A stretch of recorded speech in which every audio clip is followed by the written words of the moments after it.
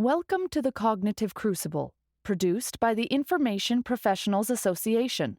Our website is information-professionals.org, where you can find links and information about today's conversation and get access to members-only content. Join John Bicknell and explore all aspects of our generational challenge, cognitive security. My guest today on the Cognitive Crucible is U.S. Army Lieutenant Colonel Erica Mitchell, who is the Critical Infrastructure and Key Resources Research Group Chief for the Army Cyber Institute and Assistant Professor in the Electrical Engineering and Computer Science Department at the United States Military Academy at West Point. Her main research focus is critical infrastructure resilience. Lieutenant Colonel Mitchell, welcome to the Cognitive Crucible. Good morning, John. Thanks so much for having me on. I really appreciate it. Could you please give our audience just a little bit more background about your career and your research interests? Okay, so the super quick version is I actually was a West Point cadet. I graduated some years back. I was an American legal systems major with an environmental engineering track, which did not prepare me for going into the Signal Corps.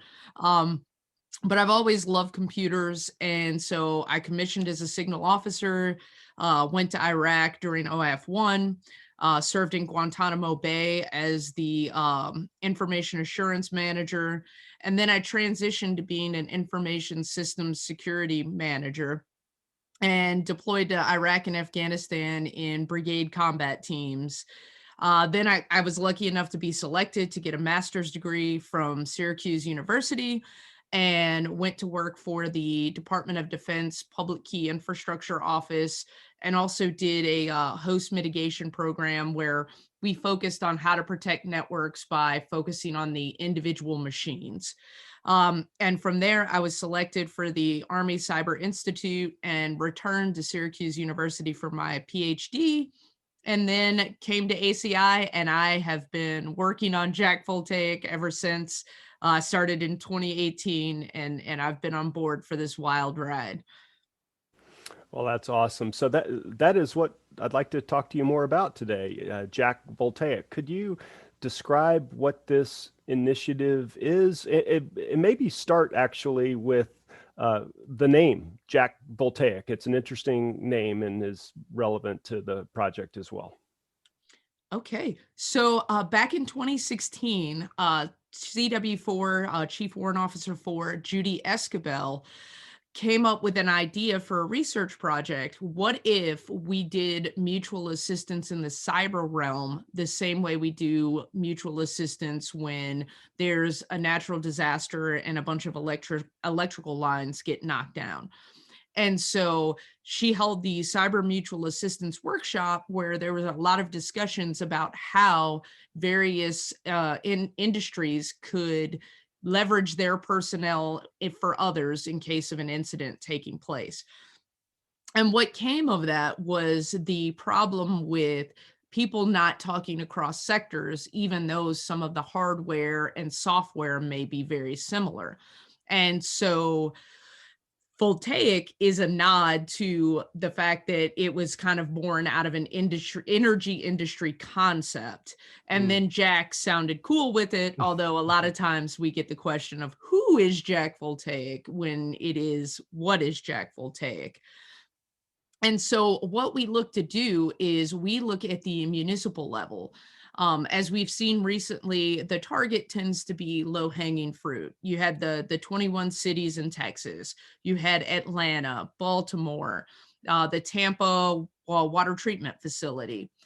People are going to attack what's easiest to get into. And so instead of looking at the typical federally driven top-down approach where, at the federal level, we come up with plans and ideas and then we put them, in a classified vault somewhere. The idea was to go down to these cities and at the municipal level, start bringing people together to take this whole of community approach to having cybersecurity in their area. And so the first one was New York City in partnership with Citi. CITI, not CITY. Mhm. And Okay. we looked at the financial industry as one of the primaries because, with Wall Street, New York City is very concerned about that, and looked at a terrorist physical attack accompanied by an opportunistic cyber attack on finance, transportation, energy, and a couple of other critical infrastructure sectors. And so that was incredibly interesting. New York City was able to use that to get grants and establish their New York City Cyber Command and to start looking at that problem on an ongoing basis. And so when I came on board, we went to Houston in 2018 because Houston is a huge metropolitan area and has lots of major events. And so when we were there, we coupled a hurricane with a cyber attack and involved 11 critical infrastructure sectors. And so Houston was also able to go back and use grants and work on ongoing preparedness as opposed to this just being one snapshot in time. And when it came time to do another one, we were approached with the idea of integrating it with a DoD mission. And so we were looking at force projection, where you have to get people and equipment from the US to, in this case, we were looking at the European theater, so your typical East Coast ports. And so instead of doing a single location, we kind of wanted to up the ante a little bit. And so we chose two ports that are relatively close to each other in Charleston and Savannah, but that also, kind of improved the research quality because it's kind of trivial to make a decision to pivot from Charleston to Savannah because they're only a couple hours apart. It becomes a much bigger decision if you have to move all the way up to Norfolk or all the way down to Jacksonville, or even worse, over to Beaumont, which is in Texas. And so we've always tried every time we've done these to expand what we're learning. And so now we have decided that we're going to scale this. It's been in the plans all along, but in this case, we have had to figure out a way to make it where other cities can do this, because our 18 to 24 month planning cycle on these, I mean, you heard me talking about 2016, 2018, 2020, Mhm. isn't going to work. There's too many municipalities in the US for us to even come close to touching all of them. And so what we've done is worked on developing software that will allow these municipalities to do this themselves. And then we're also Mhm. developing a conference series to share the information. Wow, thank you for that backgrounder there. What has the reception been with these municipalities that you're engaging with? So the great part is everybody wants to do it. There are a lot of municipalities, some that we've already done, some that we haven't done yet. There is a high level of interest in doing these Jack Voltaic or Jack Voltaic-like exercises. The challenge has been for us within the Army Cyber Institute is that we're a small team. And so that is why we had to go to how are we going to scale this, because at any given time there's 3 to 5 of us that work on this, and that's not a big enough team to do exercises the way that DHS CISA does, the Critical Infrastructure Mhm. Security Agency. We Mhm. can't do what they do. Right. Well, it sounds like it's a real, almost like a tech startup mentality where you have come up with a great idea and you've put some resources behind your idea to build what sounds like maybe more than a prototype. It's a probably past IOC, initial operational capability, but you have to market it as well and have it take on a life of its own, which your small team is not able to fulfill the need. Would you say that's fair? I would absolutely agree. And it was very much like a startup. We had Johns Hopkins University Applied Physics Lab, University of South Carolina, and their database startup, 52 Inc. and Norwich University's Applied Research Institute and the Georgia Cyber Center working together to pull this together and make this work. But it was done in a span of about 4 to 6 months. So it's very much startup culture for us. And we're just trying to get that momentum and get people on board and wanting to support its continuation and expansion. Right. So there's a dandy little demo that you guys did very recently. We're recording this in early April 2021, and in late March, you guys put out a demo that's available. It's on YouTube and on your website. We'll have a link to it in the show notes. But could you describe just briefly how it works for people who are interested to know just a little bit more about how you go about defining these exercises? Sure, John. So there's three main components to our software. There is a scenario writer app, and in the scenario writer app, you basically write what could happen. And we've kind of turned tabletop exercises on their ear a little bit. Ordinarily, they're very linear. No matter what you do, it's going to keep rolling along with the scenario. What we've built is a system where there's actually what's called a trinary tree. Basically, at each level, there's three ways that the scenario can branch off. So if you do something to remediate it, the scenario can be remediated, at which point it gets easier as you go along. Or if you don't do something to remediate it, then it will either spread or it will escalate. And so as you work through the various turns and decision points, your scenario may be different based on your actions as opposed to a traditional tabletop where it just keeps going. And then we have people that are going to subject matter experts in their field to write those scenarios. And we're looking to crowdsource any and all scenarios that we can get as well, because even taking other exercises, they're not written in that fashion. So we have to go back and fill in the different decision points that don't exist in existing exercises.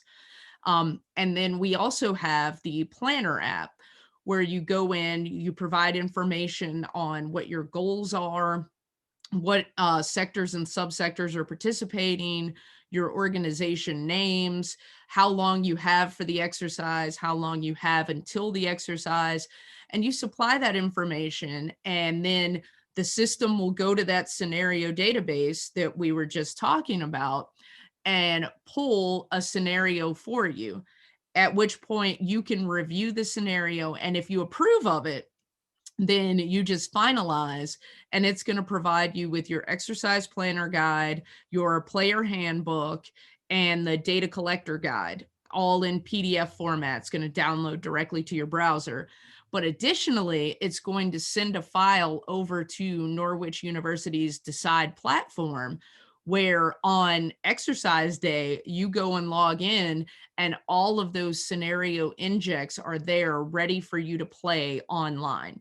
And so the hope is, we've taken this 18 to 24 month process and whittled it down to, what you saw in the demo. That 1 hour was full creating a scenario to being able to play the scenario. And so we're hoping by doing that, we can get a lot more people determining what their incident response looks like and possibly improving on it. You mentioned the Department of Homeland Security just a moment ago, the CISA. How does the Department of Defense engage with DHS on these kinds of projects? Maybe I should just back up for just a moment. So we're talking about critical infrastructure here, and correct me if I'm wrong, but critical infrastructure tends to be associated with the Department of Homeland Security more than it does with the Department of Defense. Could you talk just a little bit about that intersection between DoD and DHS? Oh, great. I would love to. So back in 2019, the National Defense Authorization Act, it actually mentioned Jack Voltaic by name, and Very looking good. at Yeah. developing this Yeah. stuff. We were section Shout out. Okay. Right. We were section 1649, but section 1650 actually established this relationship between DoD and DHS, allowing for DoD personnel to augment DHS. And so we do send people to work at DHS under DHS authorities. And there's also what used to be called the DoD DHS steering group. It's now called the CPD steering group, which stands for Cyber Protection and Defense, where they meet and determine where they have shared equities, and also to ensure that everyone stays in their lane where they need to be redirected. And so we invite CISA to participate in our events. We've had DHS prior to CISA's existence, as well as CISA participation in our varying iterations of Jack Voltaic. And we fully recognize that homeland security and critical infrastructure is, for the most part, a DHS lane. That's why we look at force projection and we look at installations in their surrounding communities. It's more observing where that intersection with DoD equities and DHS equities are occurring. Right. Right. Well, I am aware that there is an ongoing discussion about how DoD engages in operations and projects which are on the homeland, within the homeland, and so there's a evolving discussion on how to work some of those authorities out. So perhaps, Erica, we could fast forward 5 years into the future, and let's just assume that your trajectory maintains, and that this is wildly successful, and that there have been, hundreds possibly of, small communities around the United States that have gone through the effort to create highly customized, relevant scenarios using the JV platform, to help them plan for various different contingencies. But all of this is data, right? That is getting recorded.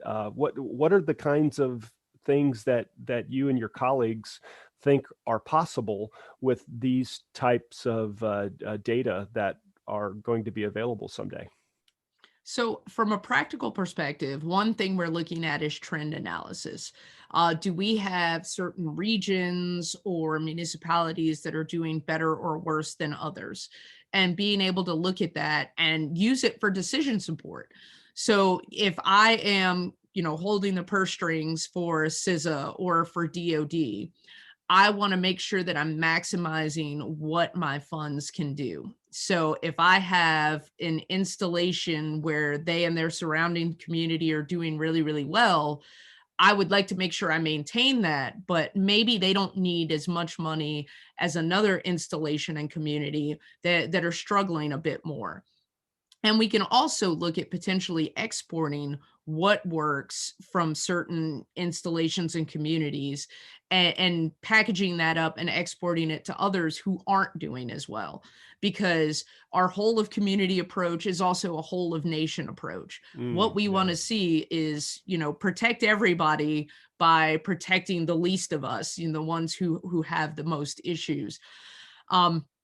And then from an academic perspective, which is, where I really start to nerd out, when we're doing research, we have these things called interventions, when you're doing experimental research. And so what I'd love to see is for a municipality to run a JV and then perform an intervention, whether it's workforce development, whether it's upgrading to another piece of hardware, whatever they're trying to do to improve their cybersecurity. And then they can go back and do another JV 6 months or a year later and actually evaluate how effective that was. because in cybersecurity, it's a lot of times we're not very good with metrics and evaluating efficacy. And so being able to do that through these JV exercises would be phenomenal. Yeah, that's really awesome stuff, Erica. Do you foresee the ability to be able to include scenario planning and for information operations related scenarios? Absolutely. During our JV3 scenario, we actually did have some information operations threads that were in there where we had outside influencers staging and encouraging protests. And that's just, a small example. We've seen examples of disinformation that can be woven into this. Um, Hmm. One example during one of our workshops was a Twitter account that was providing false information during voting in a location that will not be named. And so we can incorporate pretty much any type of scenario, whether it's physical, whether it's cyber. It's all just built in that scenario builder. It does not have to be purely cyber to go into there, although a lot of information operations is cyber. But yes, that option is definitely available.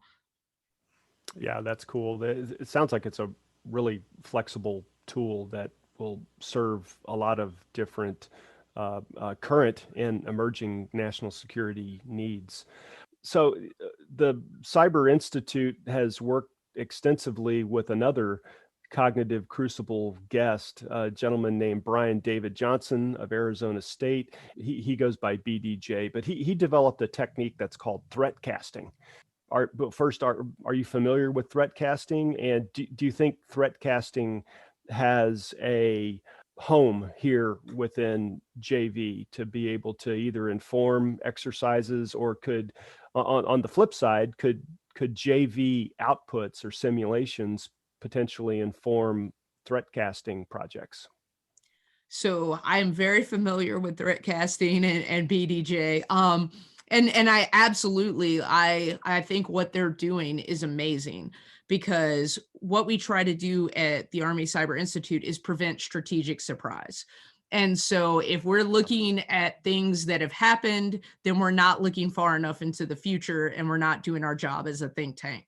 So threat casting absolutely has a place and can work with JV.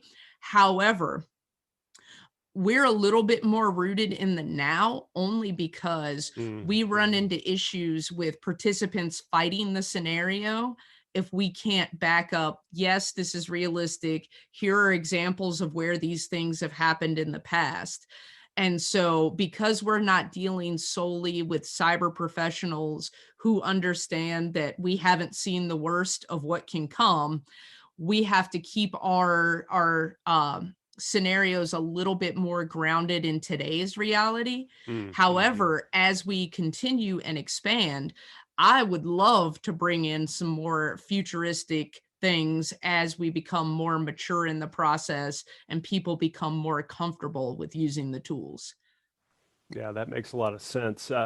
It gave me another thought as you were responding there, that communities that may not have this lens on their cyber risk, or their it it seems like this tool serves so many different purposes, and it could also, one of the purposes could be as a community education tool, or if you have uh, similar communities that have gone through the JV process and have thought through scenarios that are relevant for them, then when a new community gets introduced to the tool, then for starters at least, you can have a way of presenting to this new community, well, here are some scenarios that similar communities have come up with.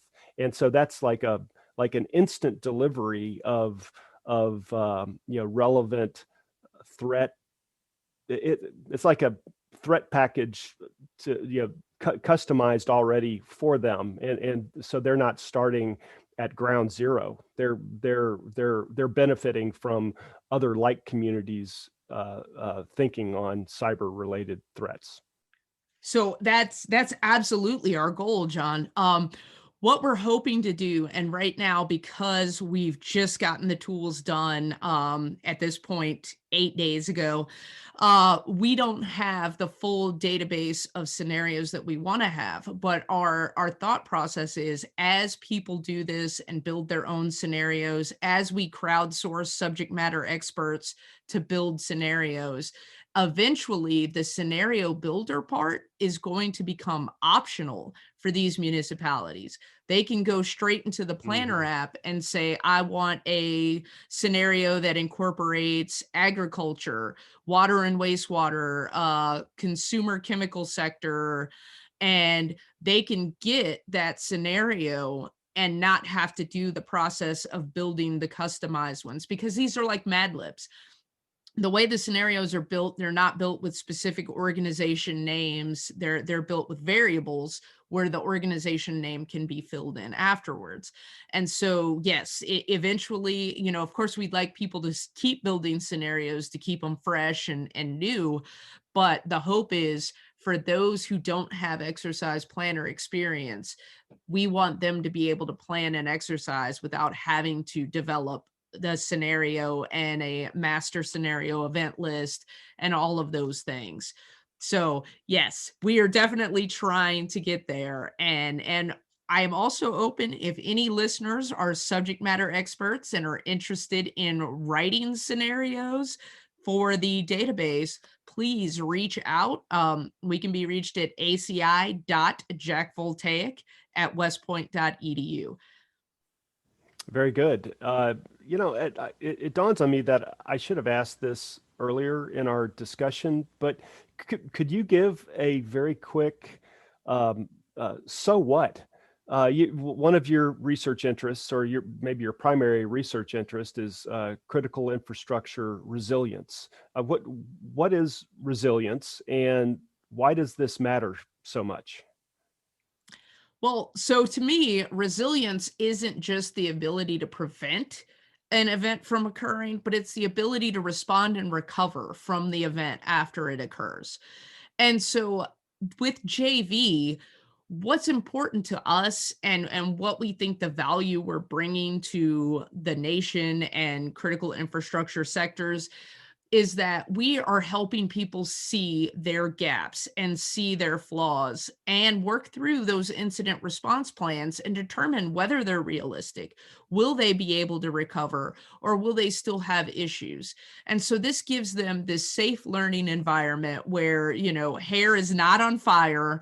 It can feel that way sometimes because we tend to start a little light and crank it up, but it allows people to kind of step through their incident response step by step. And one thing I didn't mention, we also have the ability to determine how easy or hard a threat is going to be. So for example, if there is a organization that doesn't feel they're very mature with cyber, and so they don't want to start with something that's going to make their hair on fire, they want to start with something that's kind of low key and allows them to do what we used to call in the Army was crawl, walk, run. You start with doing something at a very slow pace, and then you move up into making it a little bit more realistic, a little bit faster, and then you move into doing it at full speed. And so we've built that into this set of tools because we understand not everybody's starting from the same point. We are starting at very different cyber maturity levels, and we want to ensure that we bring value to everyone, not just those that are already partway there.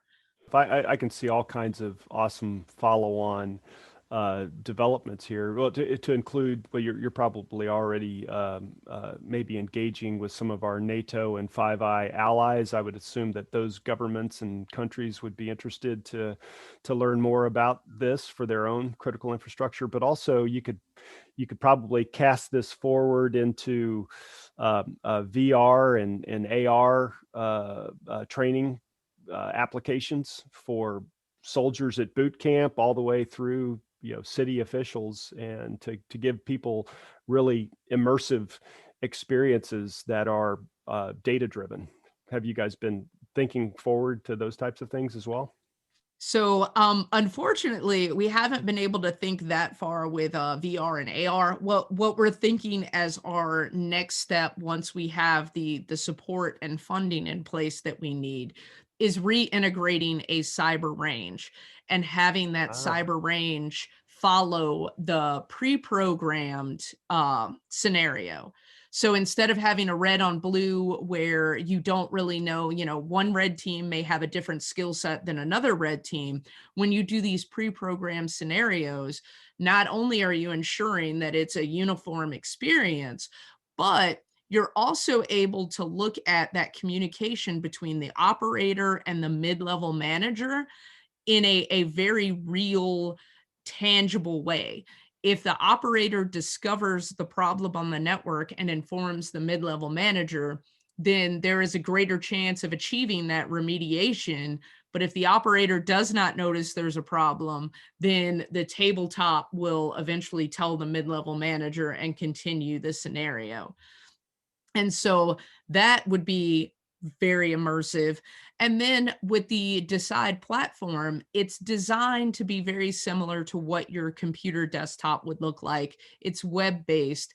And so the realism we're bringing is that people can do these tabletops without being brought into the same room. Because if an mm, incident is ongoing, you may not be in the same room, especially in the early stages where you're still trying to discover and classify what you're seeing, you're still going to be in your office. And so it's more realistic to have this ability to be distributed where people are in their offices, they get an email saying, "Hey, I saw something funny," or they may get a chat from another participant saying, "Hey, we've got this going on over here. Are you seeing the same thing?" And that makes it more realistic. As far as AR and VR go, like we just don't have the budget for that. It would be great. yeah, yeah. We have done some work on that with ACI. We've done some work on, moving through buildings and doing that type of training. And even done some things with kids to encourage STEM, like having an AR VR version of Minecraft. We have the capability, but we've been more focused on the folks who are not going to be as excited by the AR VR, and it may actually stress them more. Hmm. So we're Hmm. trying to keep them at the, non cyber decision maker level where we want to keep it as simple as possible until we've got people brought up to speed more. I'd like to conclude, Erica. If could you recommend a book or other online resource to our audience, which may be related to these kinds of things that we're talking about? So, the first resource that I'm going to provide is a shameless self plug. It is the ACI Jack Voltaic webpage, and that is at, I should know this by heart, but I don't. That's cyber.army.mil/research/Jack hyphen Voltaic. And that's Voltaic. Um, I also recommend the DHS website. So CISA has their own, and that lists out the critical infrastructure sectors, who the approving authorities are, things like that. There's also just a critical infrastructure and resiliency DHS page, and that has a lot of good info on it. Um, for maritime, if there's anybody listening who's just big into the maritime scene, I recommend the Atlantic Council. They're doing a lot of work in that since the maritime strategy came out within the last year. I also recommend the Cyber Solarium Commission. They always have great stuff. Dr. Borghardt is an ACI alum, and she's been on board from the beginning. And so those are my highly recommends in this space. All right, fantastic. And as always, we'll have links to these resources in the show notes. And with that, Lieutenant Colonel Erica Mitchell, thank you so much for being on the Cognitive Crucible. John, thanks for having me. I really appreciated your time and being able to talk to your audience. The Cognitive Crucible is the only podcast dedicated to increasing interdisciplinary collaboration between information operations practitioners, scholars, and policymakers. To find out more about the Information Professionals Association, visit us at information-professionals.org. Please support our podcast by giving us a 5-star rating and leaving a review.